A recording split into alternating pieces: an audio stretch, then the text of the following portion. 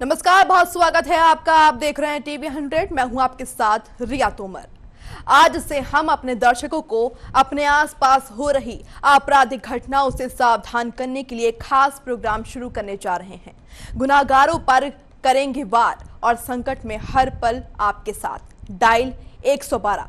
जी हां, जब भी आप संकट में हो तो कीजिए डायल 112 और दीजिए क्राइम को मुंहतोड़ जवाब। प्रोग्राम में आगे बढ़ने से पहले मैं आपसे सिर्फ एक सवाल पूछना चाहती हूं। अगर आपकी बेटी, आपकी बहन या आपके परिवार का कोई भी बच्चा रोज की तरह घर से पढ़ने जाए और फिर वापस ही ना लौटे, तो उस एक एक मिनट का बोझ कैसा होगा? मोबाइल की हर घंटी पर उम्मीद, दरवाजे पर हर आहट पर भरोसा और हर गुजरते पल के साथ बढ़ता डर। लेकिन सोचिए, अगर बाद में जो सच सामने आए वो किसी भी माता पिता की कल्पना से कहीं ज्यादा डरावना हो। ये कहानी सिर्फ एक परिवार की नहीं है, ये उस समाज का आईना है जहां कुछ लोग कानून से नहीं, इंसानियत से भी डरना छोड़ चुके हैं। यहाँ श्री गंगानगर में इंसानियत शर्मसार। राजस्थान के श्री गंगानगर से सामने आया ये मामला सिर्फ एक आपराधिक केस नहीं, यह व्यवस्था, समाज और हमारी सामूहिक जिम्मेदारी का खड़ा एक बड़ा सवाल है। पुलिस जांच के मुताबिक एक 13 वर्षीय बच्ची के साथ कई दिनों तक हुए सामूहिक घटना ने देश को झंझोड़ दिया। इस पूरे मामले में कई लोगों की भूमिका की जांच हुई।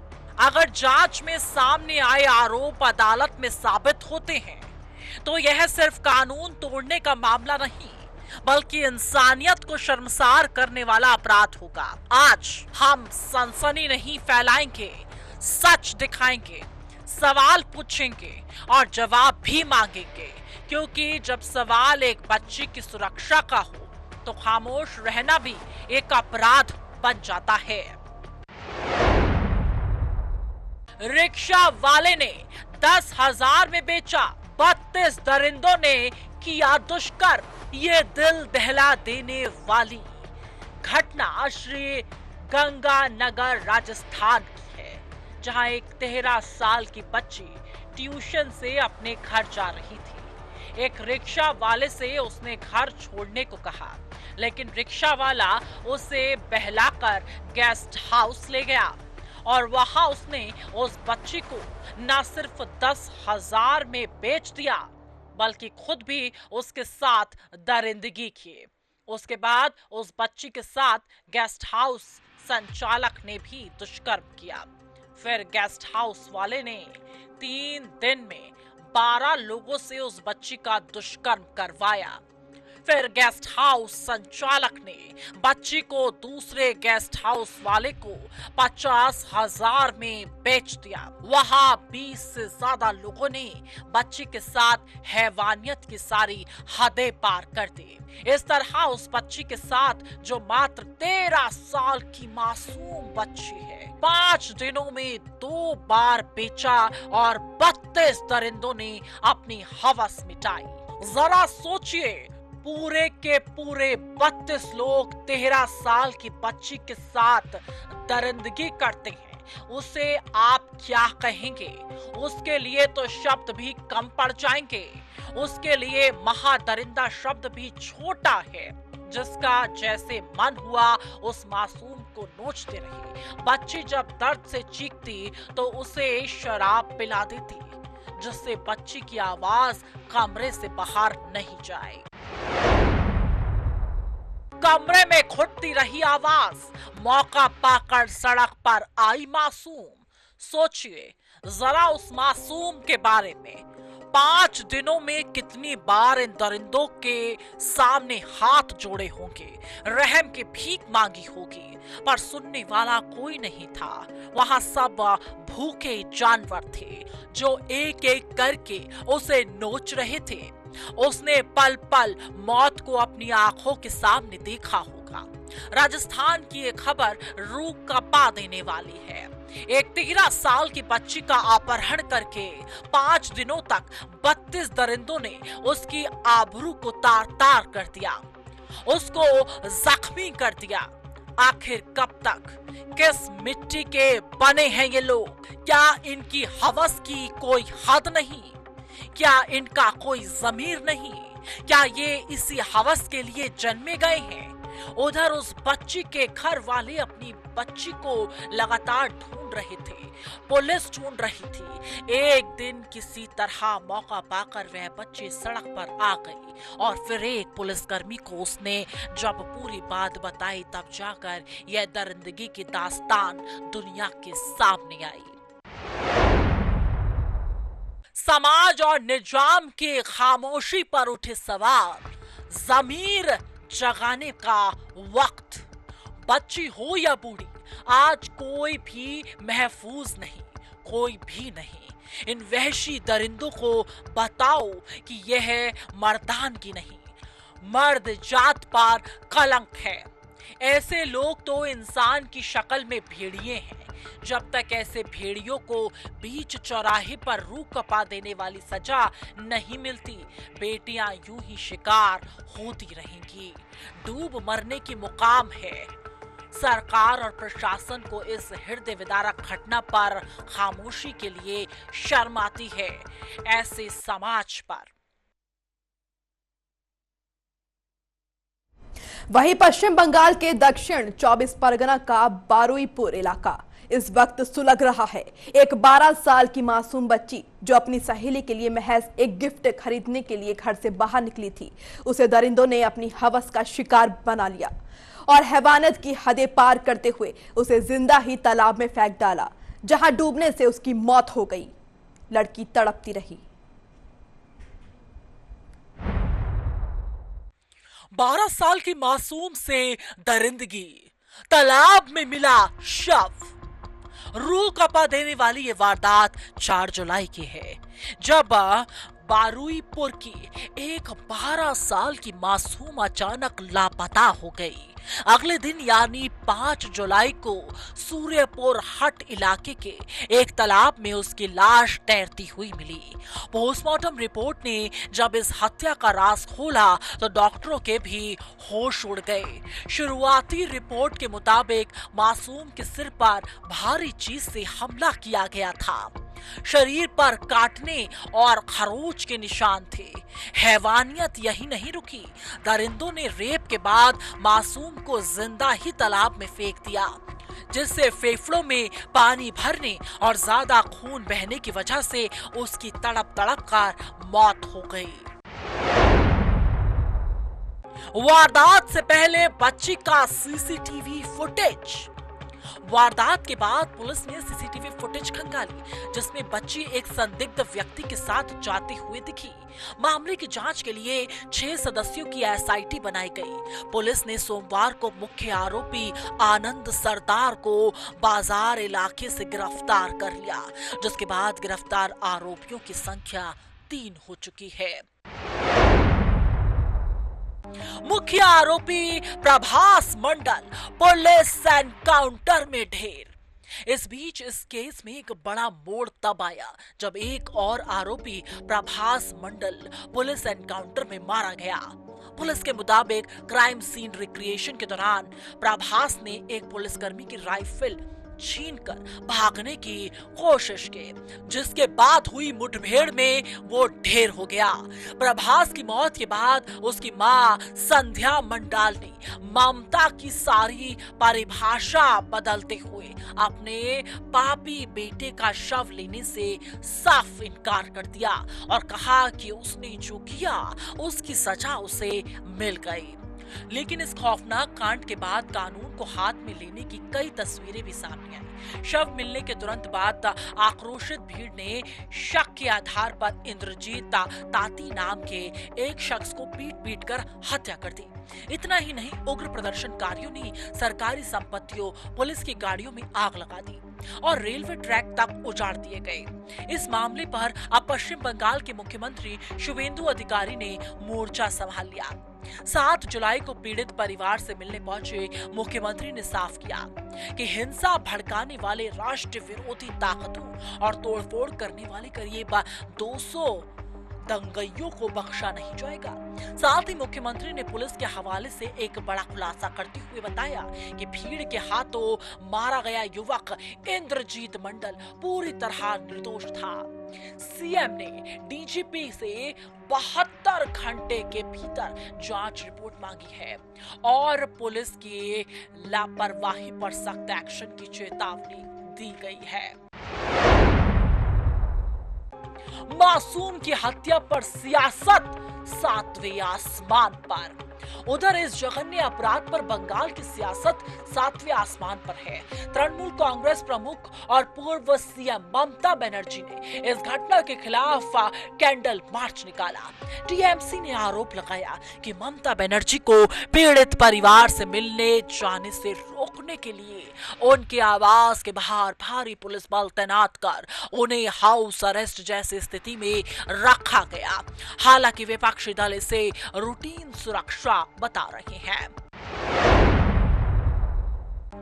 एक्शन में महिला आयोग बंगाल डीजीपी से 1 हफ्ते में मांगी विस्तृत रिपोर्ट। दिल्ली तक गूंज चुकी इस घटना पर अब राष्ट्रीय महिला आयोग ने भी कड़ा रुख अपनाया है। आयोग ने बंगाल के डीजीपी सिद्धार्थ नाथ गुप्ता से 1 हफ्ते के भीतर विस्तृत कार्रवाई रिपोर्ट तलब की है, जिसमें मुख्य अपराध के साथ साथ भीड़ द्वारा की गई लिंचिंग और पुलिस पर हुए हमले की पूरी जानकारी मांगी गई है। कानून व्यवस्था को ताक पर रखकर की गई इस दरिंदगी ने एक बार फिर बच्चियों की सुरक्षा पर बड़े सवाल खड़े कर दिए हैं। हालांकि एक आरोपी एनकाउंटर में मारा जा चुका है और बाकी सलाखों के पीछे हैं, लेकिन सवाल यही है आखिर कब तक बेटियां इस तरह हैवानियत का शिकार होती रहेंगी?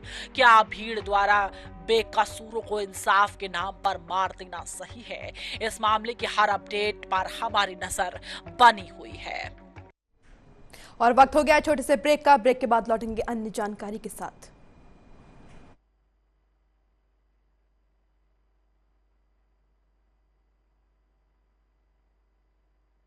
देवभूमि उत्तराखंड आज सेवा, सुशासन और समर्पण के संकल्प के साथ विकसित भारत के निर्माण में अपनी सशक्त भूमिका निभा रहा है।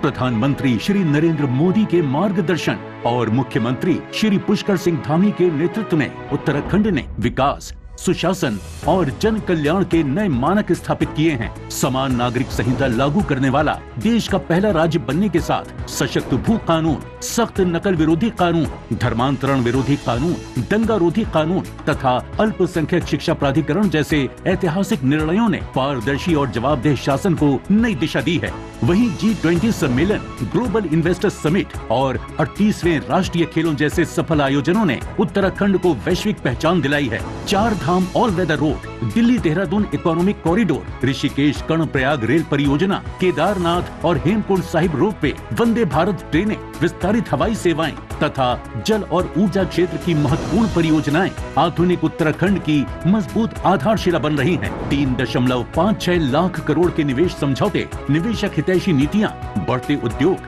MSME और स्टार्टअप इकोसिस्टम उत्तराखंड को निवेश और रोजगार का सशक्त केंद्र बना रहे हैं। साथ ही महिला सशक्तिकरण के लिए संचालित विभिन्न योजनाएं और पहलें महिलाओं को आत्मनिर्भरता, सम्मान और नए अवसर प्रदान कर रही हैं। स्वास्थ्य और शिक्षा के क्षेत्र में Atal Ayushman Yojana, Kichha AIIMS satellite centre, heli ambulance सेवा, राष्ट्रीय शिक्षा नीति 2020 और स्मार्ट कक्षाओं जैसी पहलें स्वस्थ, शिक्षित और सक्षम उत्तराखंड के निर्माण को गति दे रही हैं।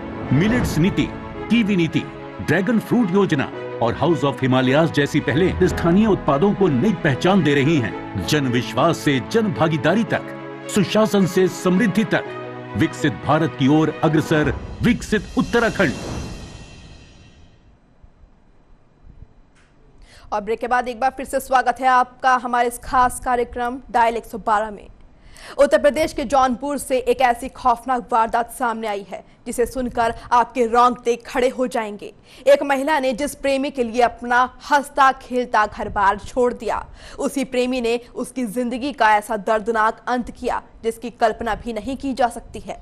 महज मोबाइल की चैट दिखाने से इनकार करने पर एक लिव इन पार्टनर इस कदर हैवान बन गया कि उसने सोते समय अपनी प्रेमिका का बेरहमी से कत्ल कर दिया।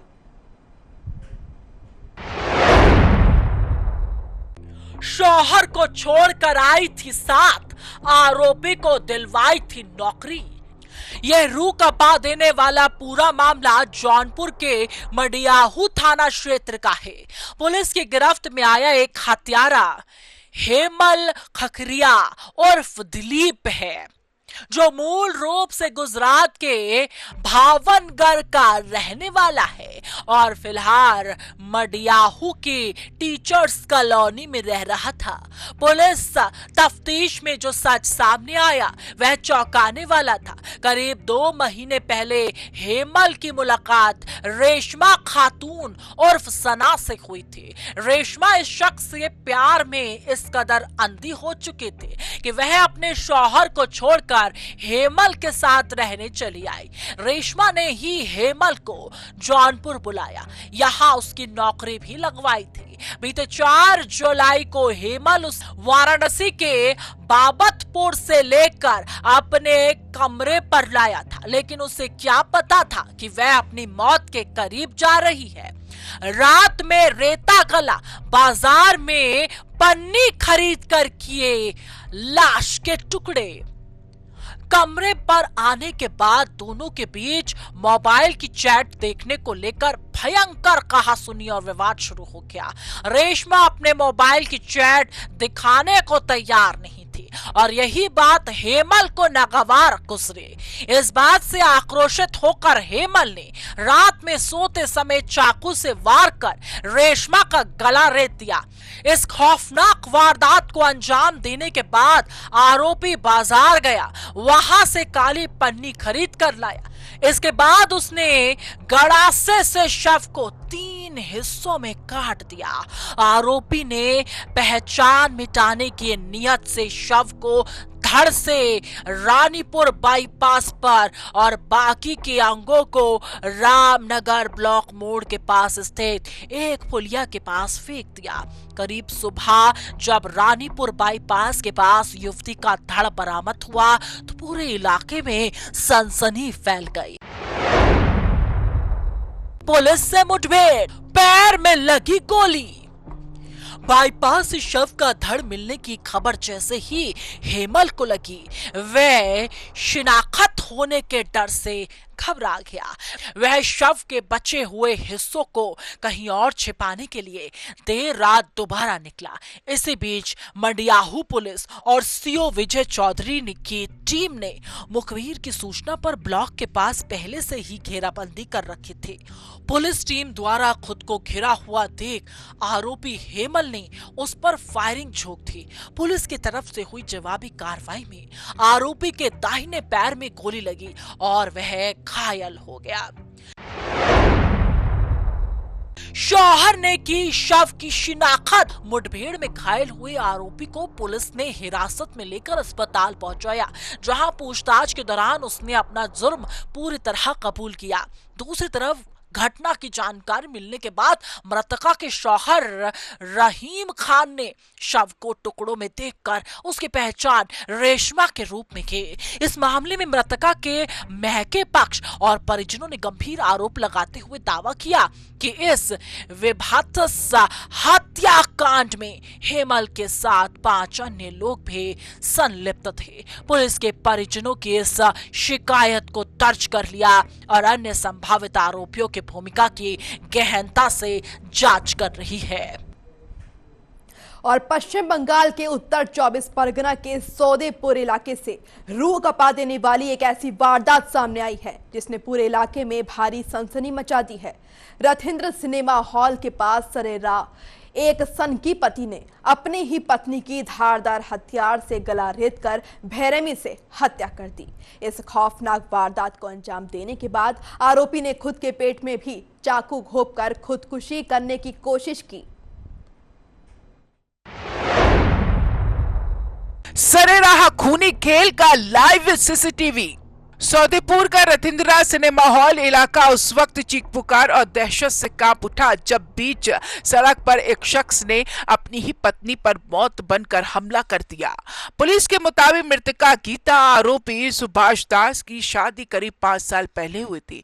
दोनों मूल रूप से उत्तर 24 परगना के हड़ोआ के रहने वाले थे, लेकिन पिछले कुछ समय से इनके वैवाहिक जीवन में भारी तल्खी और विवाद चल रहा था।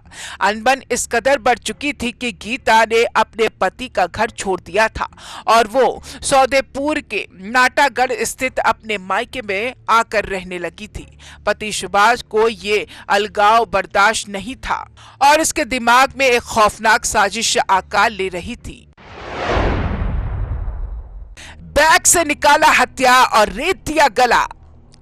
तल्खी के बीच सुभाष ने गीता को बात करने के बहाने मिलने के लिए बुलाया। दोनों जब रथिंद्र सिनेमा हॉल के पास मिले तो बातचीत के दौरान ही उनके बीच एक बार फिर तीखी बहस शुरू हो गई।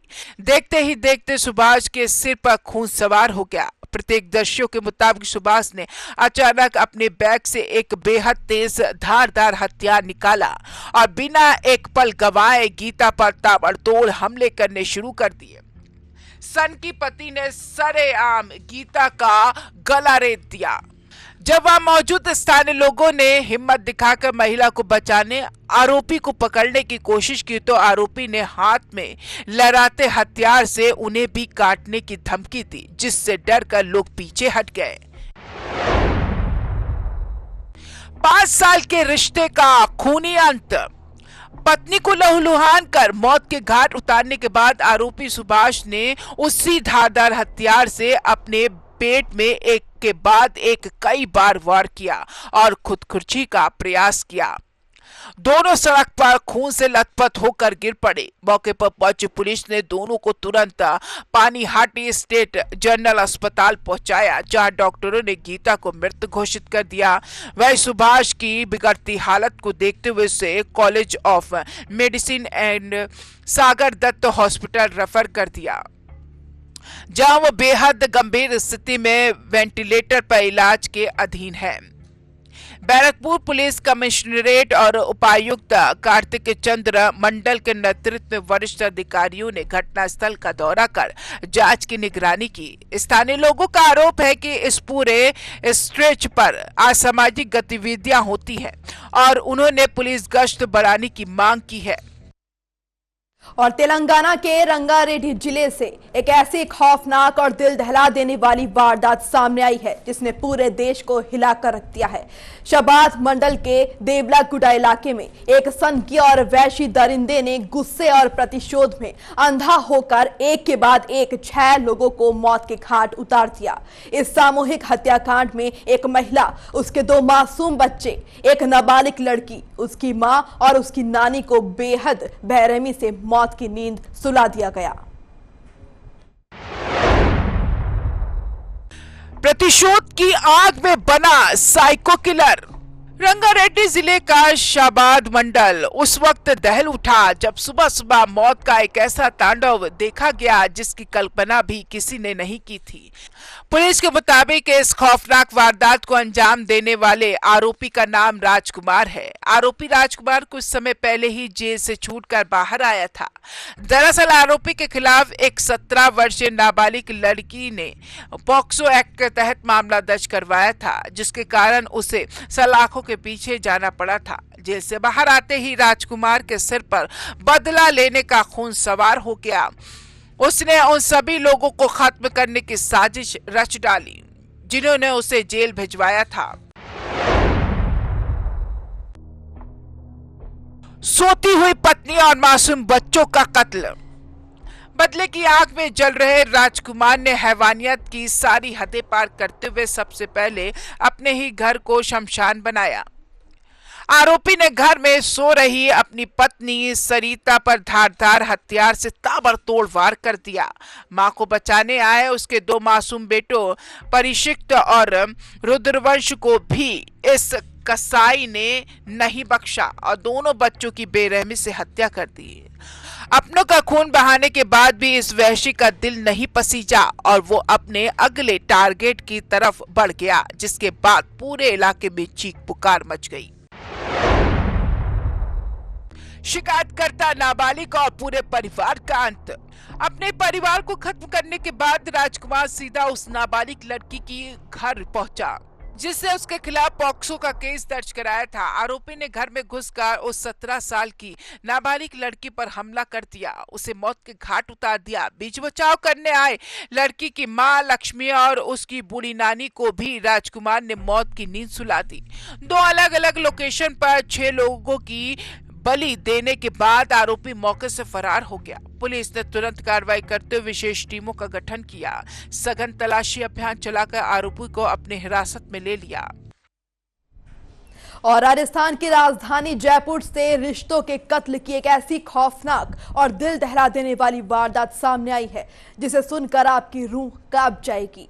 एक कलयुगी बेटी ने सरकारी नौकरी और संपत्ति के लालच में अंधा होकर 7 लाख रुपए की सुपारी दी और अपनी ही सगी मां को मौत के घाट उतरवा दिया। सड़क हादसे की आड़ में सुपारी किलिंग। जयपुर का प्रताप नगर इलाका उस वक्त दहल उठा जब सड़क हादसे के रूप में दिखने वाली एक घटना असल में एक सुनियोजित और खौफनाक मर्डर बनकर सामने आई। पुलिस के मुताबिक भरतपुर के रहने वाले राकेश कुमार शर्मा की शिकायत के बाद जब जांच शुरू हुई तो नीरज शर्मा की मौत की परतें खुलती चली गईं। पुलिस ने जब घटना स्थल के आसपास लगे 100 से अधिक सीसीटीवी कैमरों की फुटेज खंगाली तो पता चला कि एक तेज रफ्तार सफेद स्कॉर्पियो ने महिला को जानबूझकर जोरदार टक्कर मारी थी। पुलिस ने क्षतिग्रस्त स्कॉर्पियो को बरामद किया जिसकी नंबर प्लेट पर मिट्टी लगाकर पहचान छिपाने की कोशिश की गई थी। इस महासाजिश की मास्टरमाइंड कोई और नहीं बल्कि मृतका की सगी बेटी आयुषी शर्मा निकली। अनुकंपा, नौकरी और जायदाद का लालच। इस रूह कपा देने वाली वारदात के पीछे सिर्फ और सिर्फ सरकारी नौकरी और संपत्ति हड़पने का अंधा लालच था। पुलिस तफ्तीश में सामने आया कि मृतका नीरज शर्मा के पति विजय वशिष्ठ कोर्ट में एलडीसी थे जिनका 1 वर्ष पहले निधन हो गया था। पति की मृत्यु के बाद अनुकंपा नियुक्ति के तहत करीब 8 महीने पहले मां नीरज शर्मा को एलडीसी की सरकारी नौकरी मिली थी। कलयुगी बेटी आयुषी स्वयं ये नौकरी पाना चाहती थी लेकिन मां के नौकरी ज्वाइन करने के बाद उसका ये सपना टूट गया। इसी बात को लेकर दोनों के बीच विवाद इस कदर बढ़ा कि बेटी ने 7 लाख रुपए की सुपारी देकर अपनी मां के कत्ल का खौफनाक सौदा कर डाला।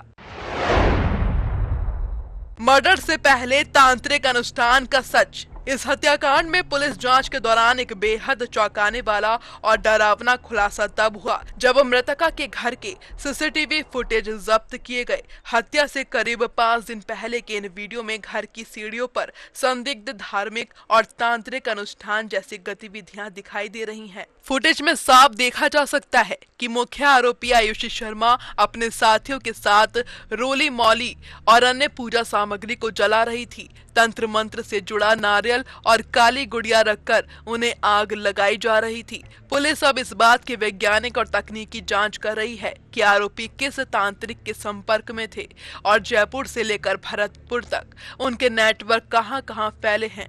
इस पूरे मामले में एक आरोपी बलराम उर्फ रवि अभी भी पुलिस की गिरफ्त से दूर है जिसकी तलाश में पुलिस लगातार दबिश दे रही है।